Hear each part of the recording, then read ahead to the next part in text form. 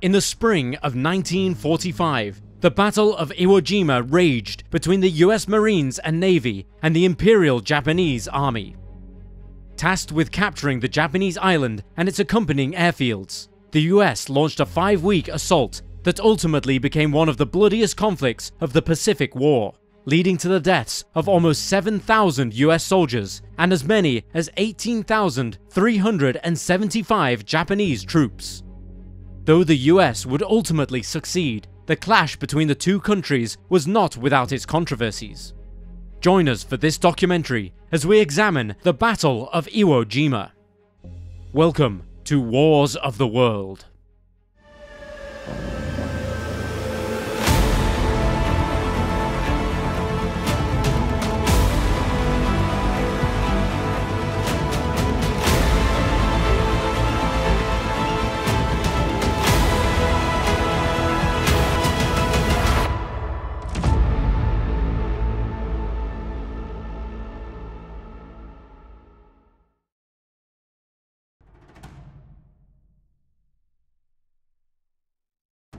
The idea of seizing the island of Iwo Jima, a tiny volcanic island about 745 miles south of Tokyo, was the result of much squabbling between the commanders of various US military forces. Admiral Chester Nimitz, commander of the Pacific Ocean areas, eventually suggested that the US should take the small island, proposing that it act as a precursor to a much larger assault on Okinawa Island, a battle which the Navy was reportedly very keen to carry out. An assault on Okinawa was part of the Allies' island-hopping strategy, where they would invade an island, take control, and set up a military base before launching an attack on another island, all the while making their way to Tokyo. Iwo Jima was sitting on the most direct route between Japan and the Mariana Islands, which US forces had recently seized. General Henry Arnold of the US Army Air Force gave his support to the idea of assaulting Iwo Jima, stating that the airbase there could provide support for his bomber formation known as XX Bomber Command, and removing Japanese forces would eliminate fighter planes that intercepted US assaults. Iwo Jima was later described as being admirably suitable as a fighter base for supporting long-range bombers. This argument soon won over the Joint Chiefs of Staff in Washington, though Okinawa was deemed the main target on October 2nd, with commanders and officials believing that the conflict on Iwo Jima would be brief and with few casualties. On October 7th, the plan to capture Iwo Jima was named Operation Detachment, and a preliminary plan was established. The overarching goal of the conflict was to keep pressure on the Japanese and extend US control across the Western Pacific, while the goals within the operation were to reduce or eliminate naval and air strength on Iwo Jima and the Bonin Islands, and to capture, occupy and defend Iwo Jima, which would subsequently become a US airbase. Operation Detachment was later described as, quote, "the most classical amphibious assault of recorded history," end quote. And due to its importance, only men who'd proven themselves in previous battles were selected to command the various forces involved. One such commander was Admiral Raymond Spruance, who'd been involved in the previous Battle of the Philippine Sea, which occurred in June 1944. Spruance had an exceptionally good reputation amongst his peers, noted as being level-headed during a crisis. He was nicknamed Electric Brain for his calm nature and is considered one of the greatest admirals in US history. The first stage of the plan was for the members of the 4th and 5th Marine Divisions to land on the eastern beaches, while the 3rd Marine Division would land on the same beaches and help provide support or defense, whichever was necessary. The troops were to subsequently move forward in a northeastern direction to eventually take over the entire island, while some members of the 5th Marine Division would be sent to capture Mount Suribachi in the south. Adding to this, LVT Amtraks, short for Tracked Landing Vehicle, were also to hit the beach. These amphibious vehicles resembled tanks and could carry 18 soldiers or 4,500 pounds of equipment. During the Battle of Iwo Jima, they were to advance to a certain point and use their artillery weapons and machine guns to keep the enemy down and away in order to protect the troops on foot, who were attempting to move forward. Meanwhile, in June 1944, Lieutenant General Tadamichi Kuribayashi accepted the task of commanding the defense of Iwo Jima. He was considered one of the best field commanders in the entire Japanese Empire. By this time, the Japanese were aware that their defenses of the islands had been severely weakened due to a number of factors. First of all, the combined fleet of the Imperial Japanese Navy had lost much of its power during previous altercations. Secondly, they'd lost a huge number of aircraft, and production of new aircraft was hampered by US air attacks.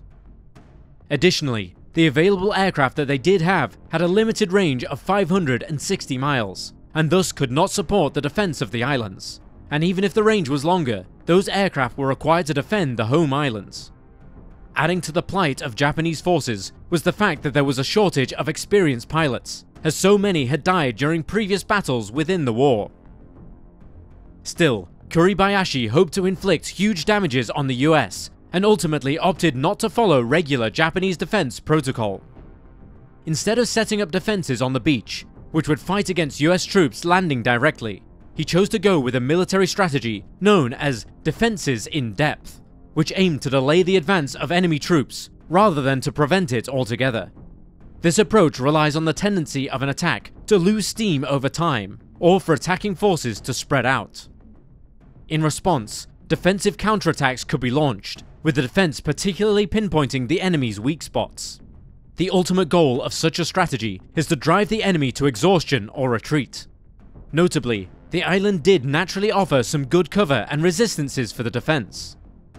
The dormant volcano was an ideal location for concealed artillery weapons, and the steep gullies and plummeting ravines made for a difficult terrain to cross.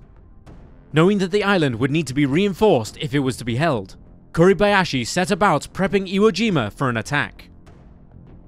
Materials, men, and other resources were sent to the island in large quantities, and all civilians were evacuated. Armored tanks were rolled in to be used as static artillery positions, and Kuribayashi ordered that an extensive system of tunnels and bunkers be built beneath the island.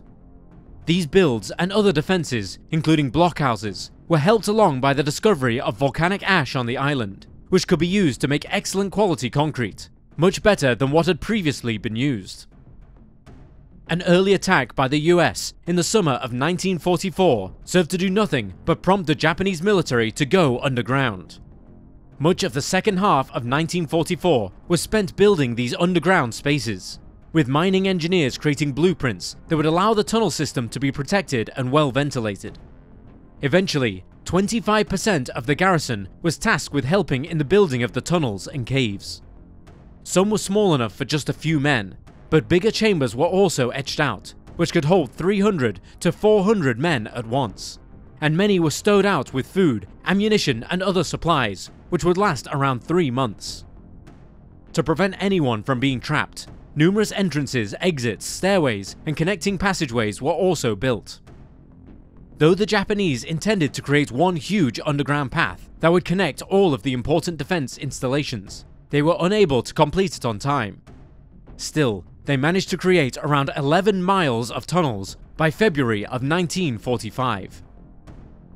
As well as the digging of these tunnels and bunkers, the Japanese also hid hundreds of camouflaged artillery weapons and machine guns around the island, and set up sniper nests. Though they had mostly prepared well, supply issues hampered Japan's defense, as troops were given just 60% of the ammunition that they would normally need for a single engagement, while food supplies would only last a few months.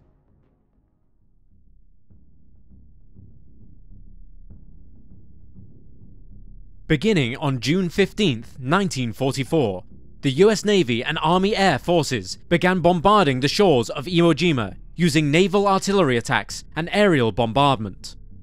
These attacks would go on for 9 months, in what is considered the longest and most difficult preliminary bombardments in the Pacific War.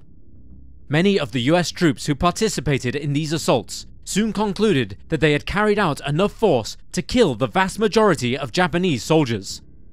Unbeknownst to them, however, those very soldiers were camped out in the tunnels and chambers built beneath the island. On December 8th, the US dropped 800 tons of bombs on Iwo Jima, but this attack did little to disturb the Japanese defenses. Less than a month later, on January 1st, the US bombed Airfield 1, but troops were immediately dispatched by Kuribayashi, and the airfield was up and running again within just 12 hours. In the weeks leading up to the beginning of the battle, US commanders were once again at odds with one another. This time there were disagreements between Rear Admiral William Blandy and Major General Harry Schmidt about the length of the pre-landing bombardment that they planned to carry out.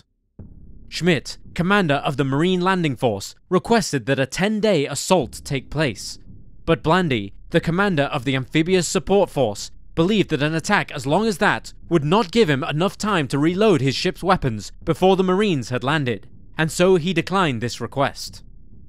Schmidt subsequently reduced the number of days from 10 to 9, and Blandy refused once more. He believed a 3-day bombardment would be enough, and give him and his crew enough time to resupply. At some point, a suggestion was made that poison gas shells be used, allowing for an easier victory for the US forces. But the president, Franklin D. Roosevelt, refused to authorize any such weapons. In February of 1945, US warships utilized in the bombardment were each given an area of the island to attack, leaving no area free of artillery fire. Each ship fired for about 6 hours straight, before stopping for a period of time, while poor weather conditions in the days before the landing made it difficult for the commanders to know just how well their bombardments had worked. On February 17th, 2 days before the battle commenced, the US lost 17 troops when the USS Pensacola was hit 6 times by Japanese artillery, catching them completely off guard and proving Japan's placement of its weapons to be very effective. Similarly, shortly after this, 12 small craft were hit by Japanese gunfire as they attempted to dispatch an underwater demolition team, while the destroyer ship USS Lutz suffered 7 crew losses after it was hit trying to defend the smaller craft. The following day, poor weather conditions and visibility led to difficulties for the US ships trying to bombard the island. All in all, the US method of bombarding the island before landing was deemed to have been rather ineffective. The ditches left behind by the impact of the blasts did little more than provide Japanese soldiers with even more cover, although the bombardments did help in destroying several of the underground bunkers and caves, which was seen as a small victory for the US. By February 19th, Japan's defensive force consisted of between 21 to 23,000, with the battle involving around 60,000 US Marines and several thousand US Navy Seabees.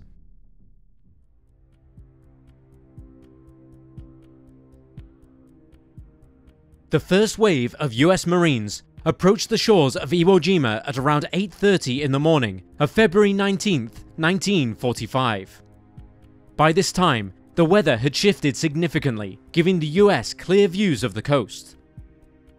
At 8:59 AM, the Marines landed on the beaches of the southeastern coast of the island after a short but tense boat ride. Private Jim Norton recalled, quote, "Nobody talked. God only knew what was ahead of us." End quote. Each of the 5 waves of Marines was also accompanied by 69 armoured LVT Amtraks.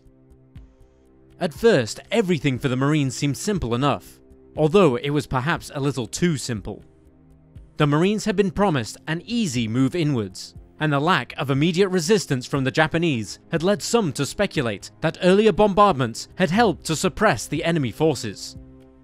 But before long, the loose volcanic ash covering the island proved to be a problem, with soldiers sinking about a foot deep into the substance, while steep terraces as high as 15 foot halted the vast majority of the Amtraks who could not climb such steep angles.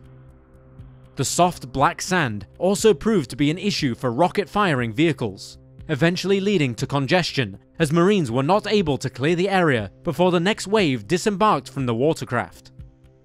Vehicles stalled and troops attempted to move forward, the shores of the island now littered with abandoned vehicles and equipment the Marines had shed in order to make themselves lighter among the ash.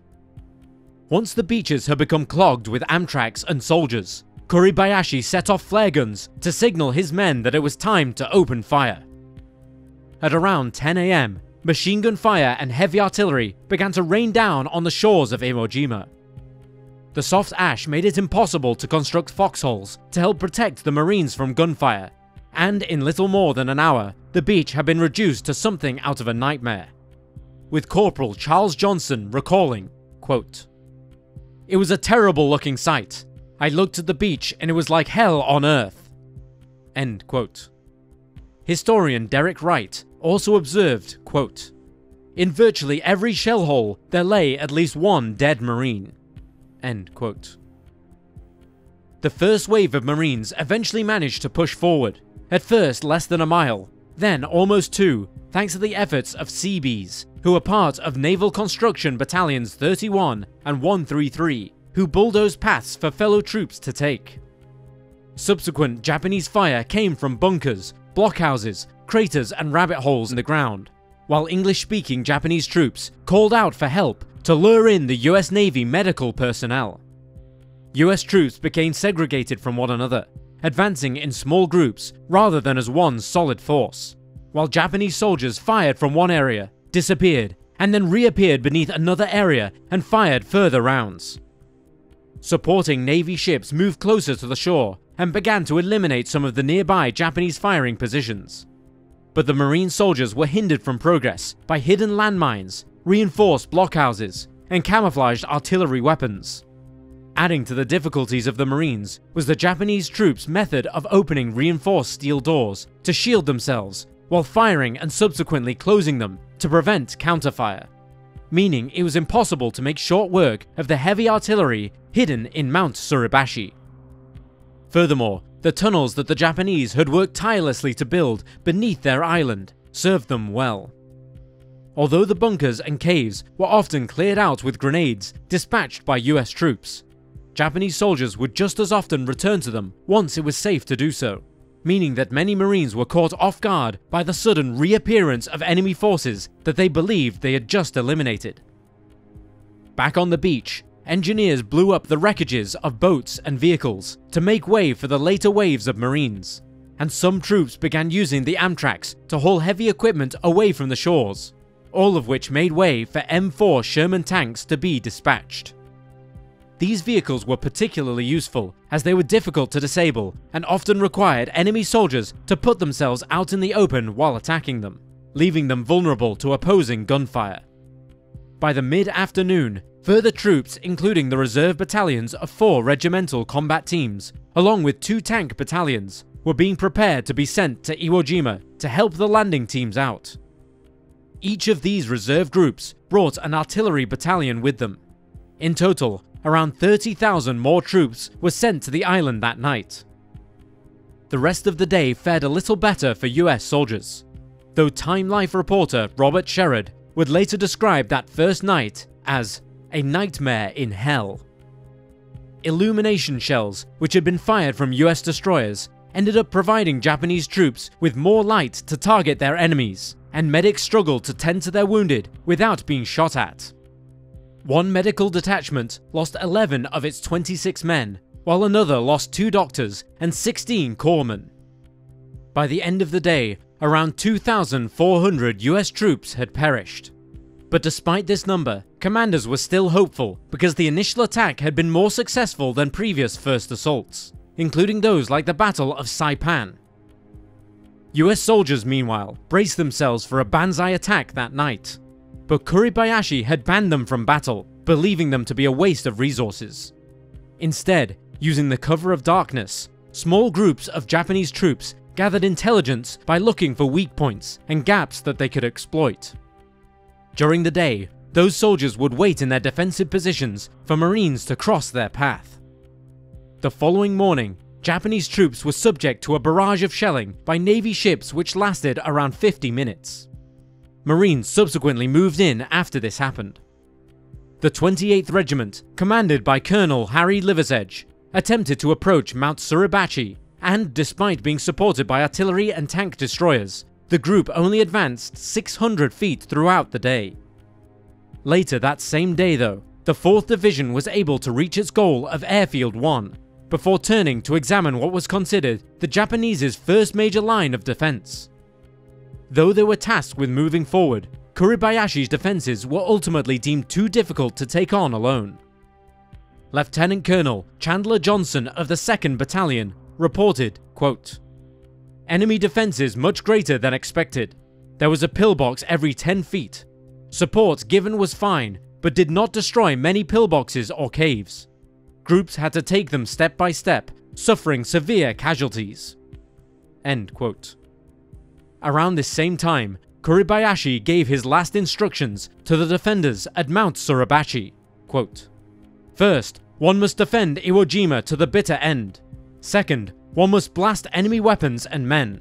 Third, one must kill every single enemy soldier with rifle and sword attacks. Fourth, one must discharge each bullet to its mark. Fifth, one must, even if he be the last man, continue to harass the enemy with guerrilla tactics." End quote. Marine engineers subsequently severed the cable that allowed those on the mountain to speak with those at the headquarters. On February 22nd, the 28th Regiment attempted again to penetrate the defences on Mount Suribachi. Assisted by both naval and aerial bombardment, this time the group managed to break through to almost the foot of the mountain. Though Kuribayashi had issued just over 1,800 men to defend the mountain, only a small fraction of the troops at his command, he had insisted on reinforcing it by adding numerous blockhouses and camouflaged weapons, as well as extending the underground tunnel system so that his soldiers could take cover within the carefully carved out chambers underneath. The US threw pretty much everything it had when it came to attempting to take down those on the mountain, at least in terms of weapons. Mortars, rockets and dynamite were all utilized, as well as tanks equipped with flamethrowers. Nothing was off limits. In a bid to try and flush out those hunkered down within the underground caves and chambers, those areas were flooded with seawater and gasoline, and on other occasions, subjected to those previously mentioned tanks with flamethrowers. Out on the water, the Japanese retaliated by dispatching kamikaze planes, which attacked US Navy ships, including the USS Saratoga and USS Bismarck Sea, the latter of which caught fire and exploded in part, killing 200 sailors. The US expected a particularly grueling fight, even though they had been able to cut off those on the top of the mountain from those at the bottom. But when 2 small rifle companies were sent to climb to the top of the mountain, they were met with little resistance. Similarly, the large patrol group that followed found only a few defenders, mostly snipers, with the vast majority of Japanese troops opting to stay inside the cave system where most of them had perished. At 20 past 10 on the morning of February 23rd, First Lieutenant Harold Schreier of the 28th Marines climbed to the top of the mountain and planted the American flag, although this initial flag was replaced with a larger second flag later that day.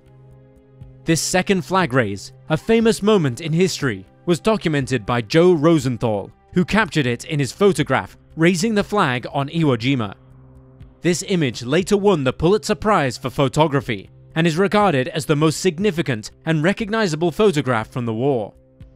800 Marines had died in the process of capturing the mountain, while 1,200 Japanese soldiers were either killed by the US troops or, in the case of those badly wounded, detonated a grenade when enemy forces were close enough.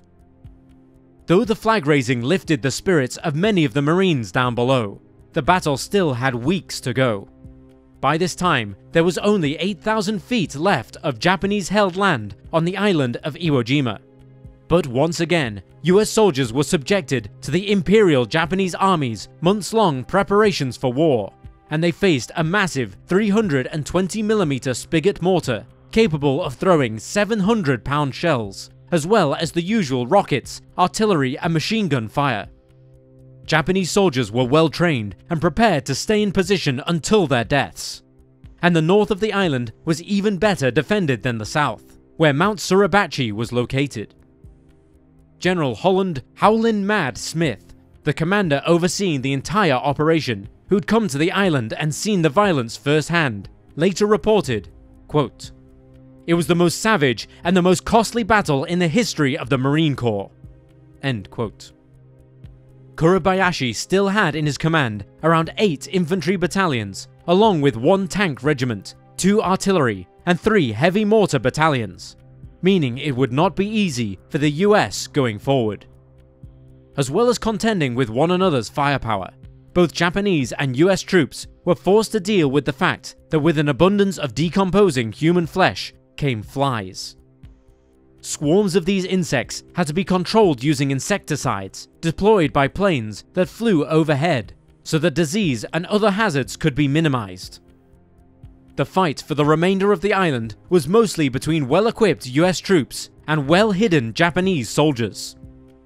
Marines struggled to clear out the Japanese from their caves and bunkers, and one officer with the 4th Marine Division recalled, quote, "We didn't have an effective method of either destroying or neutralizing the defenders in a very restricted area, so it fell to the Green Line to get in there and dig them out in hand-to-hand combat. There must be a better way." End quote. By this time in the battle, the US had still not secured Airfield 2, which was located in the center of the island. In this area, rabbit holes, blockhouses, concealed artillery weapons and mines were rampant, and the terrain too difficult to dispatch tanks, making it all the more treacherous for Marines attempting to capture the airfield. On February 24th, members of the 21st Marine Regiment attempted to rush at the Japanese soldiers armed with grenades and bayonets, and the Japanese returned in kind after some gunfire. The following night, Airfield 2 was secured, although they'd suffered huge casualties and seen many of their tanks destroyed by the mines.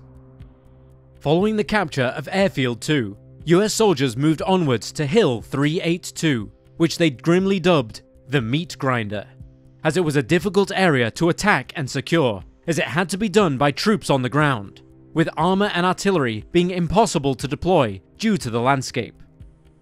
Eventually, they managed to seize neighboring Hill 362, although it required a change of tactics.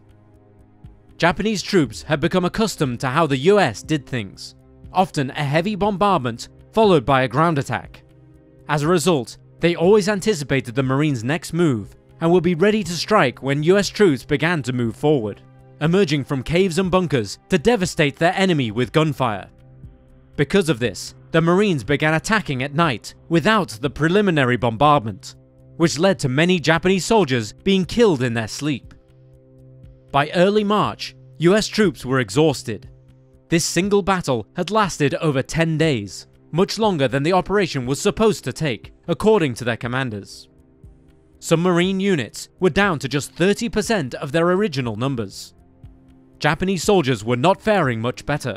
They'd lost many of their tanks, heavy weapons, and around 2/3 of their officers. Furthermore, many soldiers had grown somewhat desperate as supplies were running low, and they'd taken to attaching explosives to themselves and throwing themselves beneath enemy tanks. Communications between soldiers and Kuribayashi eventually broke down as well, which led to many troops opting to go on the offensive rather than to follow along with his prescribed defensive tactics, even though these tactics had been previously working very well for them. Their offensive measures meant that they showed themselves to US troops and were ultimately killed. On the evening of March 8th, Captain Samaji Inoue led 1,000 men across US lines, killing 90 opposing troops and injuring over 200 others. But units from the 4th Marine Division fought back, killing almost 800, including Inoue himself. The following day, US troops determined that the remainder of Kuribayashi's men had been split in two, making it much easier for them to move forward. Still, they saw nothing to indicate that the Japanese intended to surrender, and they encountered several banzai attacks as they continued. Kuribayashi was well aware of the dire situation that the Japanese were in, writing on March 10th, quote, "Bombardment so fierce I cannot express nor write of it here." The following day also noting, "Surviving strength of northern districts, army and navy is 1,500 men." And on March 15th, he wrote, "Situation very serious. Present strength of northern district about 900 men." End quote. On March 14th, the US believed that it was all over and declared Iwo Jima occupied. But little did they know that the remaining Japanese soldiers were holed up underground. 3 days later, Kuribayashi told those last troops, quote, "Battle situation come to the last moment. I want surviving officers and men to go out and attack enemy until the last. You have devoted yourself to the Emperor. Do not think of yourselves. I am always at the head of you all." End quote. Later that day, Admiral Nimitz declared that the island had been officially secured, but US troops continued to clear out the small remaining pockets of Japanese soldiers until March 26th. That same day, 350 Japanese troops made their way behind US lines and found an encampment, where they inflicted around 200 casualties before being killed themselves by the US in response. It was rumored that Kuribayashi was the one who led this final assault, but his body was never recovered. Shortly afterwards, it was announced that Operation Detachment was officially over, although again, Japanese soldiers were still being captured or killed in the following weeks. Just 1,083 Imperial Japanese Army troops survived the conflict.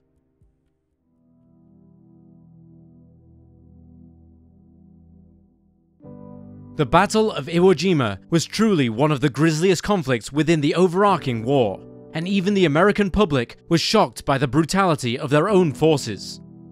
One newspaper chain demanded that Admiral Nimitz and Spruance be replaced, but it wasn't long before the next battle arose, which stole the attention away from US conduct on Iwo Jima. The Battle of Okinawa started just days after the closing of the Battle of Iwo Jima. Lasting 82 days, this conflict saw as many as 84,000 casualties between the US and British, and 110,000 Japanese casualties. As many as 150,000 civilians died during this fight. Despite the fact that the US had won, the clash cost both countries a great deal. The Navy Department Library reported that, quote, "The 36-day assault resulted in more than 26,000 casualties, including 6,800 dead." End quote. One of those deaths was that of First Lieutenant Harry Martin of the 5th Pioneers, who led the defense during the final assault from the Japanese soldiers who infiltrated enemy lines. Martin was later awarded a posthumous Medal of Honor. 27 were handed out in total, the most of any single battle in Marine Corps history. Of the US troops, Nimitz stated, quote, "Among the Americans who served on Iwo Jima, uncommon valor was a common virtue." End quote. While Holland Smith told reporters at a press conference, quote, "We showed the Japanese at Iwo Jima that we can take any damn thing they've got. Watching the Marines cross the island reminded me of Pickett's charge at Gettysburg." End quote.